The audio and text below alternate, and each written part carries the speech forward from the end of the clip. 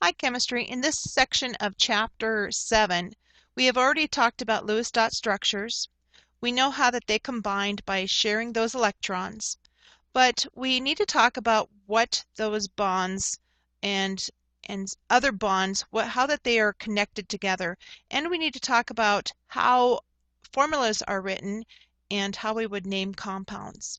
So in this section, we're actually going through parts 2, 3, and 4 of Chapter 7 in our book. First of all, there's two types of chemical bonds, ionic bonds and covalent bonds. And there are other types of bonds out there that connect atoms together, or else they even connect whole molecules together, but we're not going to be talking about that this chapter. We are going to be basically comparing ionic bonds to covalent bonds. Covalent bonds is what we've been talking about with Lewis dot structures so far, and you'll notice on the left side of this one there is a diagram of CH4, and it is a covalently bonded molecule. It is showing that hydrogen and carbon are sharing electrons, so that carbon has a full octet around it, and the hydrogens have a full duet around each one of them. And so they have those full valence electrons and are able to keep those bonds where they are sharing the electrons. Now, ionic bonds are different. They don't share electrons at all. And they don't occur between nonmetals. They occur between metals and nonmetals. So you'll look in the compound that is written on the right side there, magnesium oxide at the bottom. That is showing where magnesium had 2 electrons in its valence shell, 2 valence electrons, and they transferred. They moved over to the oxygens, like it swiped off because they were vulnerable on the outside, and then they moved to the oxygens valence electrons and filled it up so that it had a full octet. Now magnesium also has a full octet. You'll notice now that magnesium has a 2+ charge and the oxygen is a -2 charge, and now they are a negative and a positive attraction, and they are a strong bond. In fact, that's actually a stronger bond than covalent bonds. Again, covalently bonded ones on the left side, they are called molecules, and ionic compounds are on the right side. Again, they're called ionic compounds with ionic bonds, but you'll notice that people misuse the word molecules quite a bit. Moving on, we can determine whether it is a covalent bond or an ionic bond by looking at the electronegativity. We had a presentation in our class where we talked about the electronegativity, and it got stronger as you went up and to the right. This document right here, it shows how that's different all throughout, but if we would go and take the 2 atoms that the bond is holding together, and if we would look at their difference in electronegativity, then we could determine what type of bond that they are in.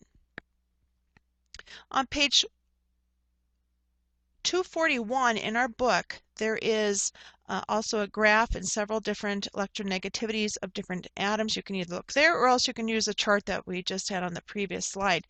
And anyway, so if you go and take the 2 atoms that you're talking about that are bonded together, and if you take their electronegativity and you find the difference of the 2, you can use this table to help you determine whether it's an ionic bond or a covalent bond, and what type of covalent bond it is. We've talked about polar slightly in class. Polar molecules, they have one side is really positive and the other side is really negative, and it creates poles kind of like a north and south magnet, and they can line up that way. Nonpolar, they don't have any of that alignment between molecules, between negatives and positives like that, because they're really neutral, charged all around them. So let's look at this example of sodium chloride. If you look at the table right before this, it showed sodium to have a electronegativity of 0.8 and chlorine of 3.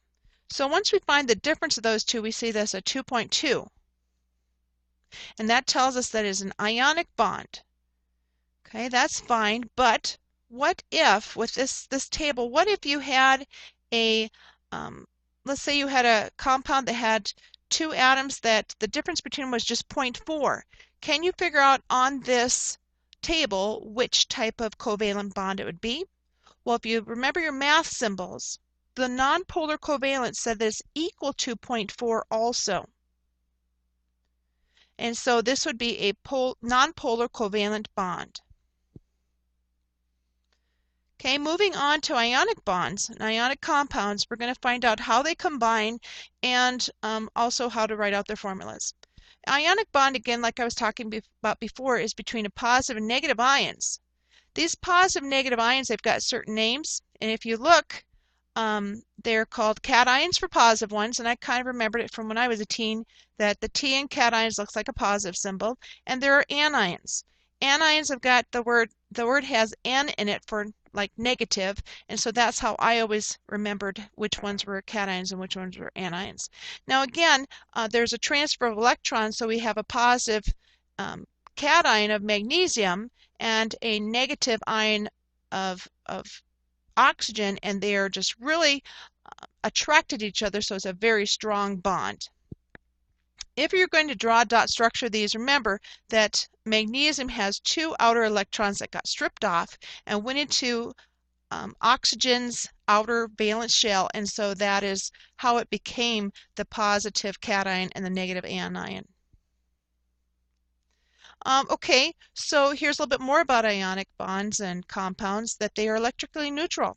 So like this example here of magnesium chloride, it's got 1 magnesium and it's got a +2 charge. Remember, they're at the top of our columns, the charges are, and it's got 2 chlorines attached to it. So now it's all connected together because it's just by a very strong attraction, very strong bond, and it is held together by that. And these ones are brittle. They are like salts. They are salts. And they dissolve in water and conduct electricity, and if you can get them to melt and they're in the molten state, they are excellent conductors. Okay, I would like you right now to look at your periodic table. Remember we talked about if it has the word "ide" at the end of it, if it's taken off the suffix and it's put "ide" is a negative ion. And if it says the name of it with the word ion behind it, that means it's a positive ion. I would like you to write down all of the different ions that you can. You should be able to go through the first column. The second column, you need to look at the little bitty number right above the chemical symbol in your periodic table, and that should tell you what charge it is. So take a second here. I'm going to keep on going, but if you need a pause, go right ahead. Okay, there's the first column. And zinc and silver. Now I had to tell you a little bit more information about the other ones that are in the transition metals. And so I have to put a Roman numeral on there to tell you what the charge of those ions are. And so obviously iron would have a +3 charge, the top, and then the bottom is a +6. Now if you don't remember what your Roman numerals are, like if you thought that that was a 4, you could look right above the Fe symbol on your periodic table and see that there is only a 2, 3, and a 6 there. So it has to have those charges. It can't have something else. Okay, now when we write chemical formulas, we're going to write out the ions, and then we'll do our switcheroo where the numbers move. Those charges, they move down and they switch. Just like here with magnesium and phosphorus. Remember, phosphorus, when it's an ion, it's called phosphide. The positive ones are in front and the negative ones are in the back. Okay, try lithium bromide. I'm going to keep on going, but again, if you need to pause, go right ahead. Again, in chemistry, we do not write ones. Pause here for a minute if you need to. I'm going to write out the other ones. Quiz yourself. Take time and get these right.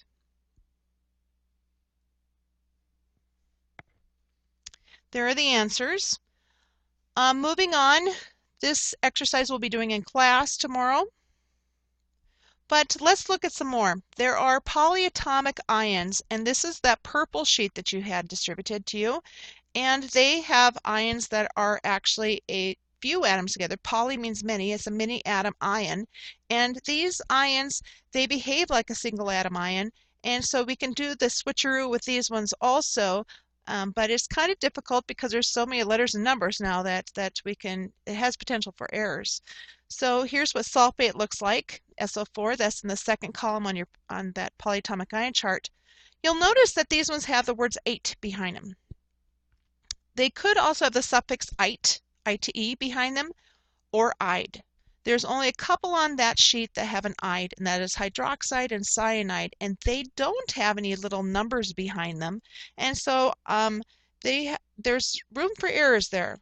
But let's remind you, like we did in physical science, how we write out the ions for these. Sodium is a +1, and phosphate's on the polyatomic ion chart with a -3, and then you switch the numbers around. Voila, and you get Na3PO4. I'd like you to pause it now and practice the other ones. Remember, you can always reduce numbers. Pause it, and I will put the answers up.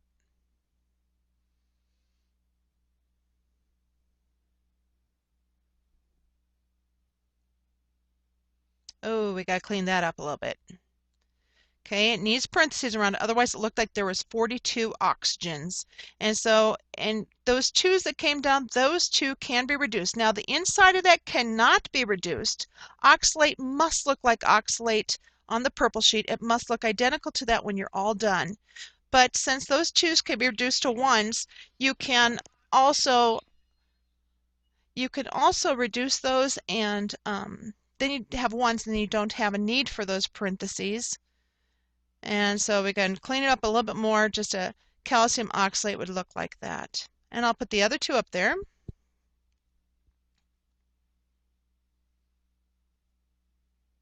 Okay, and those 2 can be reduced. Okay, so that was reduced. That's the reason why there's not a 2 and a 4. And then there's zinc hydroxide. This one commonly has errors because of that OH. Students don't think to put the parentheses on, so that is just a common error that I want you to always try and look for, to put parentheses on hydroxide. If that number coming down, like on zinc, comes down as a 2 or more, then you need to have parentheses on it. Okay, covalent bonds are a little bit different. In fact, they're very different. These ones are the shared bonds. There are other types of 3 types of covalent bonds too. We'll talk about that, and there's also prefixes too. And those prefixes will help us determine how many of each type of atom that there is. Okay, here are the 3 types of bonds. There are single bonds that occur between 1 pair of electrons, a double bond that occurs between 2 pairs of electrons, and a triple bond that occurs between 3 pairs of electrons between 2 elements. So when you have a covalent molecule, you'll notice that that they've got prefixes. The prefixes tell you exactly how many of that element that there are in that compound. Now the first one is CO. There is 1 C, so it'd be monocarbon, and monooxide, because the last one has an "ide" because it is the second element in the compound. But on the very first ones, we do not write the word mono. Okay, the next, oh, and you should recognize the word carbon monoxide. The second one is carbon again, but it's got a dioxide because there are 2 oxygens on it. And I'm going to go through the list, pause them, try, but again, watch out on that last one. There's one that's a kind of, it tends to fool students. But I'm going to go through it, but pause, and then you can find the answers. How did you do? Quite often students forget to put that monoxide, forget to put the mono part on it, and I just wanted you to be aware of it. One more thing, could you go backwards? If I gave you the word carbon tetrafluoride, could you realize that there is 1 carbons and 4 fluorines? Anyway, you need to find the pattern of those so that you can figure out how to write the formulas and also how to write the names. Again, there's one more thing about these. Since there are double, triple bonds and single bonds, that you'll notice that some of the elements have, you know, a 2 and a 4, which could have been reduced if it was ionic, but this is covalent. And covalent, since they have all these different type of bond types, you do not reduce them. You leave them as they are in their name. So remember, just don't reduce them. And that concludes this portion of Chapter 7. Rewind this as many times as you need to.